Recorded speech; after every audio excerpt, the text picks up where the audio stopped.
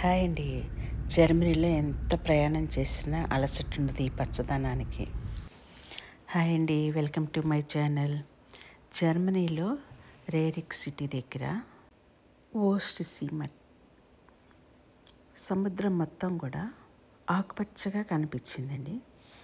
స్నానం చేద్దామని వెళ్ళాము. మేము వెళ్ళేటప్పటికి మార్నింగ్ 8:30 అయింది. పెద్ద ఎక్కువ లేరు పబ్లిక్. తర్వాత ఉండే కొద్ది ఎంతమంది వచ్చారో జనం. చక్కగా వాళ్ళ అటు సైడు అందరూ కూడా స్విమ్మింగ్ వచ్చి ఉంటుంది కదా, సముద్రం మధ్య దాకా వెళ్ళిపోయి చిన్న చిన్న పిల్లలు కూడా బాగా స్విమ్మింగ్ చేశారు. ఆ ఒక సముద్ర ఒడ్డున మేము వెళ్ళిన టైంలో యోగాసనం చేశారు. ఒక 50 మంది దాకా వచ్చి సముద్ర ఒడ్డు దగ్గర ఉండి యోగాసనాలు చేశారు.